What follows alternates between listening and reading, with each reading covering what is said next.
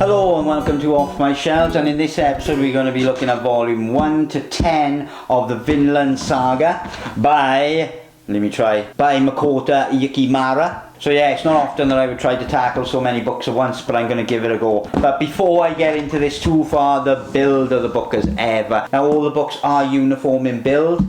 They basically all collect around about 450 to 500 pages. There are a few differences as you go through, and some have a few extra story pages and a few extras at the back, but in general it's around about that amount. They're all black and white pretty much, with some coloured pages now and again, but there's not really a consistent approach with the colour paging. Sometimes they're at the start, sometimes they're midway through. It depends really on where the volume and the original tankobon, smaller manga series included those colour pages. The paper is this old stock matte finish paper, and the size of them is slightly larger than your standard manga, but still pretty much not far off the same size as your standard manga really. But yeah, all hardback, lovely binding on them all really, and yeah, fabulously built books to be honest. And if I'm honest, one of the main draws of this series was the fact that it was being published in these nice hardback versions, because when I bought volume 1 I thought,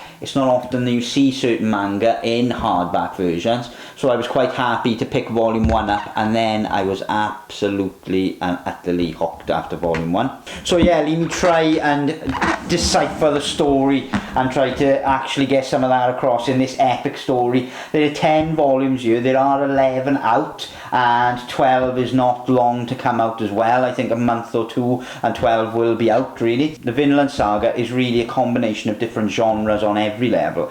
It's a combination of historical manga, and what I mean by that is it brings in a lot of historical fact and a lot of possible historical maybes. As an example, the whole series is based around some 12th and 13th century texts that are generally kind of grouped together called the Vinland Sagas, and they are all about Leif Erikson's and his journey out to America to found a new community out there, and then Thorfinn actually going out there with his wife and basically starting a new life out in America. He went out there about 500 or so years before Christopher Columbus did, and started a community there. He even had a son, Snorri, who was born out there, and he was the first European to be born in the Americas really. So yeah, it is all based kind of on historical fact to a certain degree, because the further evidence we get from archaeological digs and historical documents, the more credit comes to the old ancient texts that are called the Vinland Saga. One of the main characters is Thorfinn, and Thorfinn, being a real character from Icelandic literature, is fictionalized massively here. His father is fictionalized, everything is fictionalized about his life and his upbringing really. The one thing that isn't fictionalized is the fact that he's going to bring together eventually a group of people to settle in Vinland. And Vinland is the name given to America really, because there were supposedly wild grapes growing when Leif Erikson and other people went out there and landed on the coasts of America. Now there is some debate over the derivation of the name, but we won't go into that, because again, this isn't based entirely on historical fact. It is bringing in historical characters like Thorfinn, Leif Erikson, King Canute, all these other people, but it doesn't necessarily give them the reality of their story. It fictionalizes it and makes it very interesting, to be honest. So it's got that historical base to it, but it's also got a lot of kind of other elements to it, to be honest, which makes it incredibly special. But these 10 split up into broad story arcs, which I think is probably the best way to get across the story without getting too far in depth into spoilers and all that. So I'll just split the books up slightly. So book 1 really lays down the foundation to our characters. It brings up Thorfinn as a very young child and his father, who is an exceptionally skilled warrior, and they're all living in Iceland in a separate community from the rest of the world really insular community, but they are living their lives. But his father has a large backstory which comes back to haunt him really, and he gets dragged into these wider wars going on in the world against his will. And his son Thorfinn, knowing his father's prowess in battle and all that, wants to be a battler and wants to be a warrior like his father, so he sneaks away when his father is being taken and ends up on a ship with his father being taken away by Vikings. So this is a slight spoiler for volume 1, but I have to tell you the rest of the story, so I gotta say it really. But Thorfinn's father gets killed in this, and Thorfinn is basically out in the world as a young child on his own and is concerned with only one thing, and that is getting revenge on the person that killed his father, and basically just doing all he can to get that vengeance.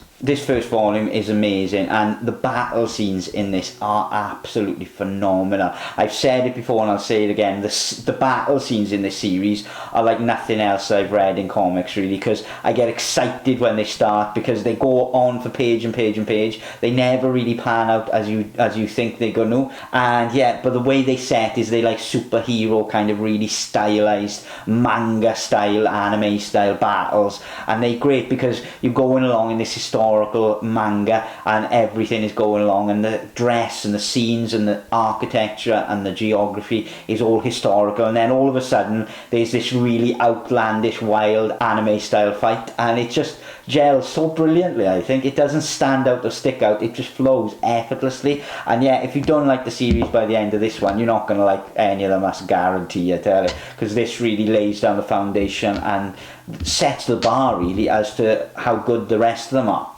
But at the end of this volume, Thorfinn is on his own, and he gets taken by Asklad, who is the person who killed his father, and then they go to England. And you fast forward quite a few years, and Thorfinn has been through many battles, and he's already turned into quite an exceptionally skilled and fast warrior, particularly with daggers and with speed, and his father's reputation supersedes him, and so when people know he's his father's son, they try to fight him to kind of get that credit from their friends and things like that, and from other warriors.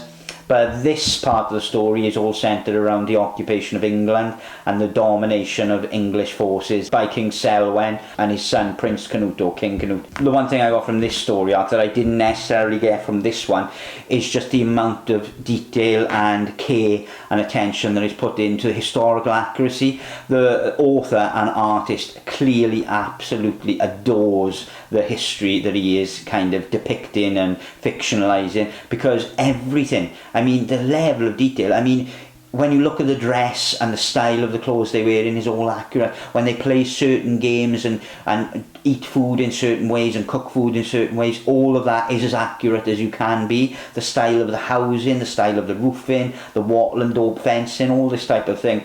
And on a different level as well, even the geography of the area that he's depicting. So he's depicting various areas where the river and waterways are actually how they were in old ancient maps and things like that. Honestly, the level is insane. The height of accuracy, historically wise, that he's got to was not even necessary, I don't think, but I think it lends and blends to create something that's totally unique and gives an atmosphere that's totally and utterly unique to this series, really. In this arc, Thorfinn and Prince Canute basically grow up and change together, and by the end of this arc, Prince Canute becomes King Canute, and Thorfinn, his reason for living right away from the end of this one to this one was revenge, but that is taken away from him, and he is now absolutely lost and hasn't got a reason to live at all. And so by the start of this story arc here, he is just a totally and utterly different person.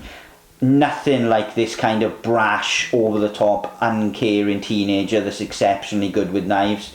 He starts off here totally empty and broken and doesn't understand what he's living for, and he's plagued by the lives that he's taken in previous volumes. He's sold into slavery, and that's where this story arc starts. He's a slave on a farm, and it really is redefining the character. So this story arc is polar opposite to this. There's no massively large scale battles. There are battles and there are individual battles as well as large scale battles, but nothing on the scale of this story arc. But certainly the character development is what this story arc is all about. Up to this point, Thorfinn is this kind of unlikable but cool character, but here he really starts to become a character that you get to know and starts to redefine himself. And so by this story arc here, he is actually starting to make his way back home to Iceland to meet his mother and sister and all that again. And this story arc is the story arc that he finds a purpose, and the purpose is to actually go out to Vinland and create a new community that's peaceful. The warfare doesn't exist, that no one seeks out vengeance, and the people use violence as a last resort, absolute last resort, because he's tired of the violence and is trying to live, for the most part, a peaceful life, really.